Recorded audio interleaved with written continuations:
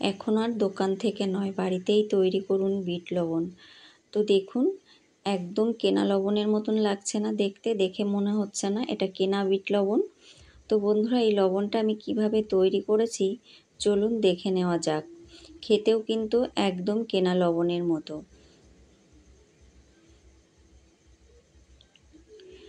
নমস্কার বন্ধুরা, সরস্বতী কুকিং চ্যানেলে আপনাদের সবার স্বাগত। তো দেখুন, এখানে নিয়ে নিয়েছি সাদা লবণ, যে লবণটা আমরা কিন্তু সব সময় বাড়িতে ব্যবহার করি, রান্নার কাজে ব্যবহার হয়। তো আজকে কিন্তু এই লবণটা দিয়েই আমি বিট লবণটা তৈরি করব।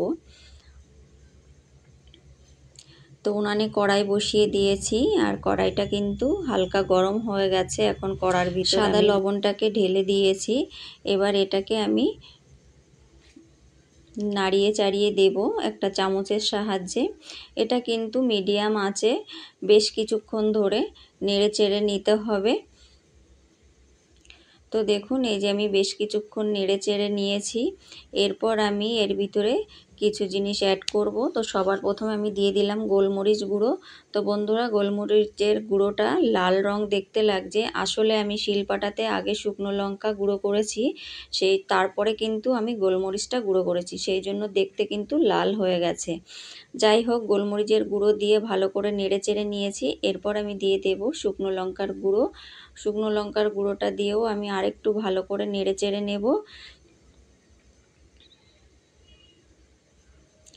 আর দেখুন, আস্তে আস্তে কিন্তু যত নাড়াচাড়া হচ্ছে লবণের কালারটা কিন্তু ততটাই চেঞ্জ হয়ে যাচ্ছে। তো এরকম কিন্তু মিডিয়াম আঁচে নেড়ে চেড়ে লবণের কালারটা কিন্তু চেঞ্জ করে নিতে হবে।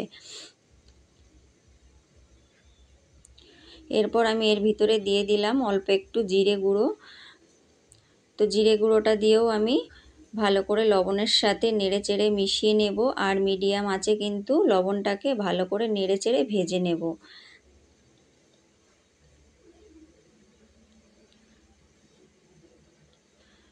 তো একটু সময় নিয়েই কিন্তু লবণটাকে ভাজতে হবে, একদম কিন্তু হুড়মুড় করে করতে গেলে কিন্তু হবে না বন্ধুরা। তো এটাকে হাতে সময় নিয়েই কিন্তু কাজটা করতে হবে। তো দেখুন, এটাকে আমি পুরো একদম বিট লবণের মতন তৈরি করে নিয়েছি। এরপর আমি এটাকে নামিয়ে নেব।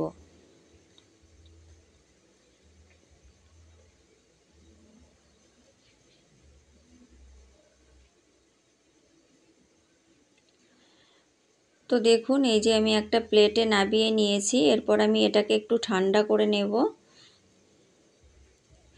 তো দেখুন বন্ধুরা, এটাকে ঠান্ডা করে আমি শিলপাটায় বেটে নিয়েছি। তো একদম কিন্তু দেখতে বিট লবণের মতন লাগছে। আর বন্ধুরা, এখন কিন্তু পাকা টমেটো আর পাকা তেঁতুলের সিজন। তো টমেটো মাখা কিংবা পাকা তেঁতুল মাখা এই বিট লবণ দিয়ে খেতে কিন্তু অসাধারণ লাগবে। আর সামনে আসছে আমের সিজন। তো অবশ্যই বাড়িতে এরকমভাবে বিট লবণ তৈরি করে রেখে দিন। আর ভিডিও যদি ভালো লাগে তাহলে লাইক কমেন্ট শেয়ার করবেন। আর প্লিজ চ্যানেলটিকে সাবস্ক্রাইব করে আমার পাশে থাকবেন। ভালো থাকবেন, সুস্থ থাকবেন। অসংখ্য ধন্যবাদ। তো দেখলেন তো বন্ধুরা, খুব সহজে একদম কম সময়ে বাড়িতে খুব তাড়াতাড়ি বিট লবণ তৈরি করা যায়। তো অবশ্যই কিন্তু এরকমভাবে বিট লবণ তৈরি করে ঘরে রেখে দিতে পারেন। ধন্যবাদ।